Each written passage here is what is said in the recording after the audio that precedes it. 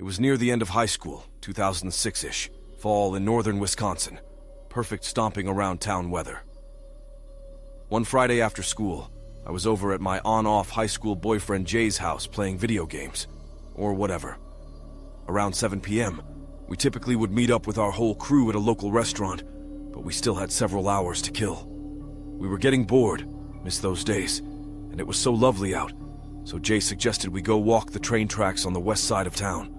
The town has been built up so much since then, but at the time, there was only a Fleet Farm and a small burger joint near the tracks, and that was about it.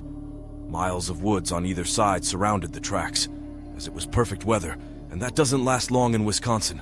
I agreed, and we jumped in his car and drove across town. We parked his little car to the side of the burger joint. At this point, it's late afternoon, about dusk, sun about to set. We hop out of the car, walk about a block where the train tracks cross the street, hook a right down the tracks through the woods. That area didn't get as many trains going through as a different set of tracks in town, and there was also plenty of space to the left and right of the tracks, into the woods if a train did approach. It seemed safe. You could see maybe a mile in each direction if a train was coming, and to either side, just tall pines. We're walking down, balancing on the tracks, talking shit, jumping over stuff, whatever for maybe 5 to 10 minutes. Up ahead of us, we could see a few boxcars off to the side of the tracks. This feels creepy, but it was normal. As we approached them, we could see there were 2 boxcars attached to each other, maybe another 10 to 20 feet, and then a single boxcar behind them. I got the heebie-jeebies as we approached the boxcars, but they were both shut. So as we peeked around on them, climbed up, etc., they were less menacing. Cool. We keep walking. Sun is now down and it's twilight. Quiet. We are both looking down as we walk past the boxcars, balancing and such.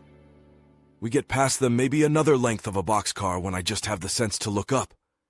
That's when I see it. I stopped short. I swear the hair on my arm stood up, and suddenly I felt like a prey animal that had been spotted. Jay, what's that up there? There's someone on the tracks.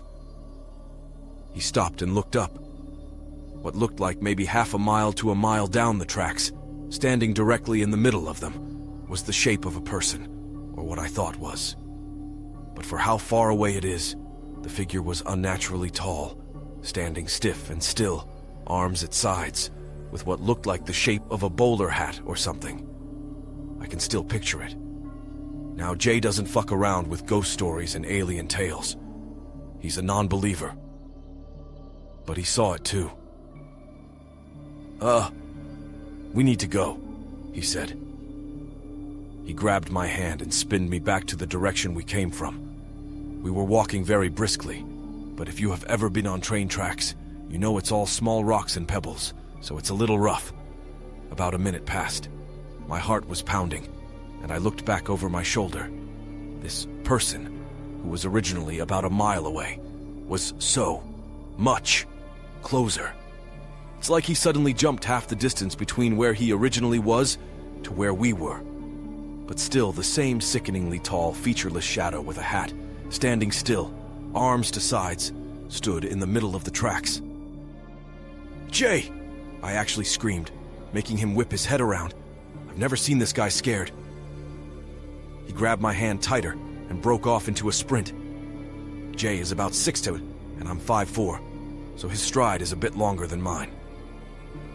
A couple years prior, I recovered from a fractured knee and femur, and it's common knowledge I cannot run. If you've ever seen the cartoons with someone running, and the other person is kind of flapping behind the runner, held by the hand, that's what I felt like.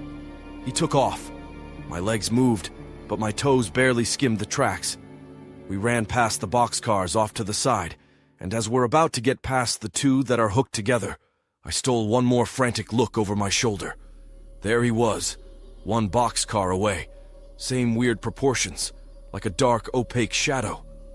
I swear my eyes bugged out of my head, and my body and adrenaline said, "Get the F out." I forced my legs down and pushed my own damn self into a run. We plowed forward, no more glances back, hooked back into the street and frantically fumbled our way back into his car, slamming and locking the doors behind us. I remember both of us sitting there, panting, staring forward for a good minute or two, until snapping back to it with a WTF! The sun went down, and nothing could be seen toward the tracks. We went to our hangout with the crew at 7, chomping at the bit to tell everyone what happened. No one believed us or cared, really. I told my dad later on, and he says so many people died building that railroad. It was probably a ghost. Thanks, Dad. Fast forward to maybe 2011-ish? I'm in college. Jay and I break up and don't keep in touch. I get a text from him out of the blue, a link to that Slender Man game. I remember sitting in my dorm with a chill as I watched the preview, and felt sick to my stomach. How he only moves toward you when you aren't looking and is frozen staring at you when you look back. Ugh. I read the Wikipedia page and creepypasta and all that shit. I know all of that stuff is made up, but the similarity to what we experienced freaks me out. Present day. I looked up the chunk of railroad where it went down in my hometown on Google Maps. It's much more developed with shopping and housing around, but there is still a little stretch surrounded by trees, which is the one we walked down. I'm going back for Thanksgiving and was thinking about taking a jaunt to the tracks, but reading all these spooky stories made me change my mind. Just in case it is some entity, I don't want to take it back with me.